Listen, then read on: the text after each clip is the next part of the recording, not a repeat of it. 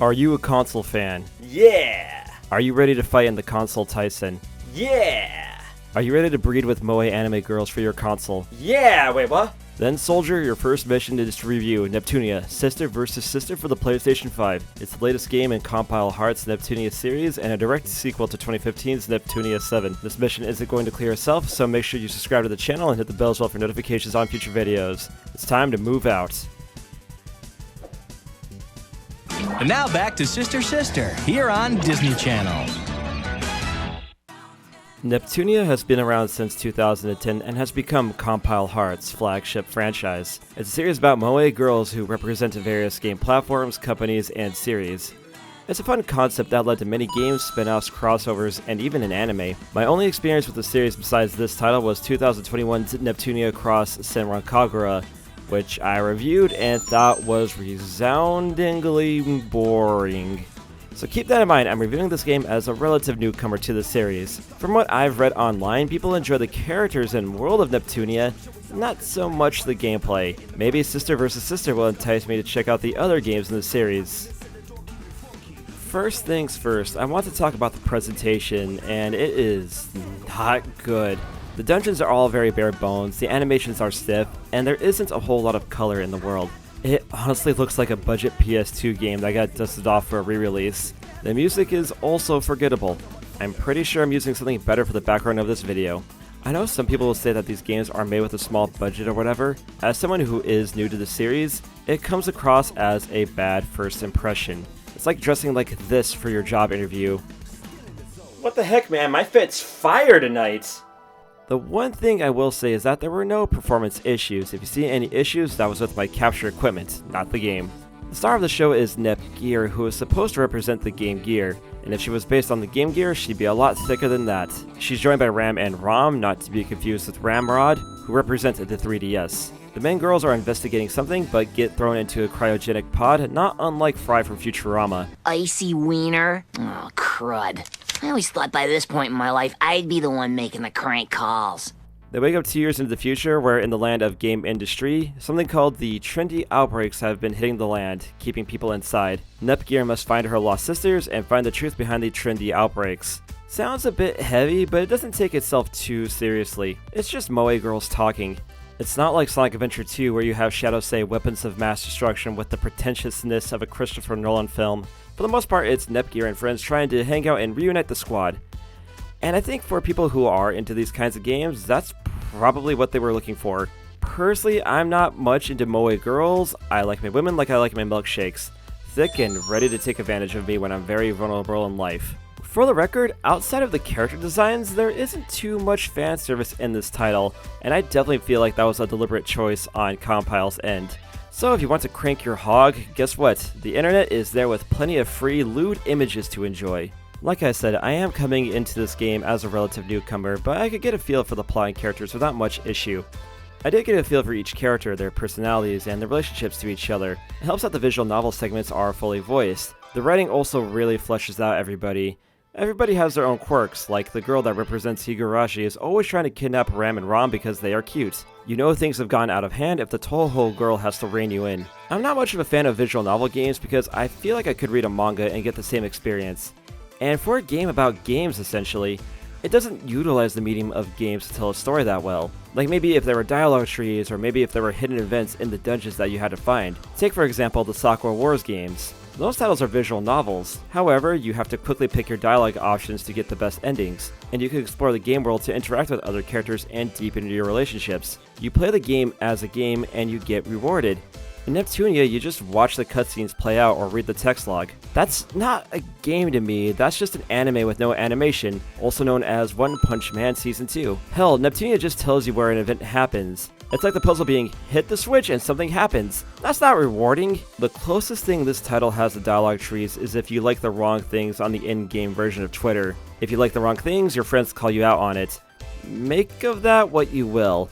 I wonder what Elon would look like as a moe girl. I can't say if the game is funny or not because Japanese comedy does nothing for me. There is a degree of meta humor which has really been played out in recent years. At the very least, in the Japanese version, it knows when to make a joke and it knows when to take things seriously. And at one point, there's a rant against anti-vaxxers that comes out of nowhere and never comes up again. I guarantee you that rant is going to be a controversy on Twitter. An issue I have is when I play these RPGs in Japanese is that even though I can understand what's happening, I feel like I'm missing a lot of the nuance that I would be getting if I was playing the game in my mother language. So the question becomes, would I buy Neptunia again in English? And let's just keep the review going. From what I've seen of previous titles, Neptunia was a turn-based RPG that wasn't particularly good. Seriously, how do you make that many games and only make mid? The gameplay in Sister vs. Sister is an action RPG, kind of like a Tales of game, and it's fine. Fine like a bike ride to the convenience store. There's a bunch of characters to play as, and everybody levels up as you do. You can combo off your teammates and actively switch the player character, and the AI usually doesn't get itself killed. I'm also playing Kingdom Hearts 2 on critical mode where Donald Duck frequently gets bodied. I hope Donald and Goofy lured Sora into his grave so they could let him down one more time. You can do things like upgrade your combos and make discs to enhance your traits and whatnot. You also get overdrives and can transform into a more powerful form, so they give you a lot of tools to use in battle.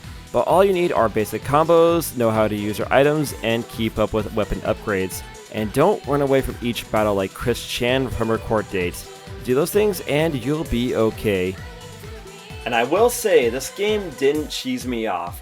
I didn't have to deal with tank controls that handled like Rikishi on Everclear. I didn't have to make my character's boobs bigger just to level them up. I didn't spend $60 on a game with 2 pinball tables and nothing else. I didn't have to research a Tales scat comic for this video. So yeah, this game did the bare basics and did not make me mad. And if you understood all those references, congratulations. Your reward is these Street Fighter E-League stickers that are really dusty. And unlike 7 Pirates H, you aren't fighting just phallic monsters. Okay, most bad guys are just Pokemon rejects or a clear attempt at ripping off the slime, aka the perfect being. But there's aliens, possibly from space, and Tokimeki Memorial as opponents, so that's cool. Fun fact, Konami made an American version of Tokimeki Memorial and it was so terrible, everybody died. Unfortunately, Sister vs. Sister runs into that issue I've had with a lot of these kinds of games where they just have no money or are too lazy to make different levels. You run around the same maps with only the color palette changed, and the bad guys don't present much of a challenge. The main challenge is balancing out your CPU shares to get the best ending. Too low, you get the bad ending. Too high, you get a less bad ending. Get it just right, then you get the true ending.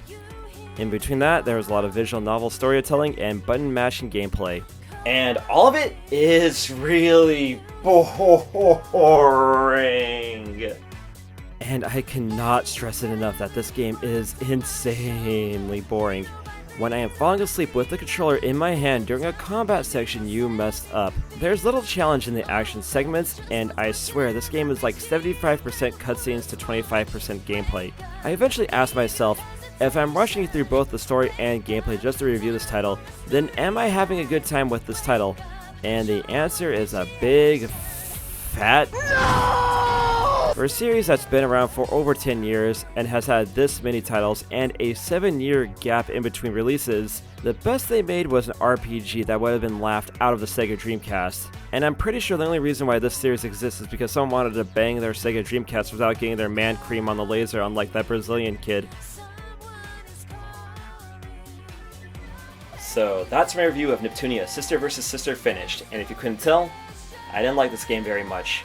There is potential here, but the developers are so afraid to go above and beyond that they just retreat back into mediocrity where they're just gonna stay. And this game tanked in sales in Japan, and some people are gonna be like, oh, censorship, but really I think it's because this game just wasn't very good. There's also a huge gap between the Japanese release and the Western release, so that makes me think that publishers just aren't confident in these kinds of games anymore. You need more than just anime fan service to get a fan base these days. But I don't know, maybe there's something I'm missing here, because I know Neptunia fans like this series, and you know what? They're gonna let me know down there in the comments. But let me leave you with today's question. Today's question is, what's your favorite video game console? For me, Genesis, Dreamcast, and GameCube. There you go. And while you're down there commenting, make sure you subscribe to the channel and hit the bell as well for notifications on future videos. Feel free to hit me up on the social media, Twitter, Instagram, TikTok @ZMings, and I'll see you in the next video. Later everybody, take care.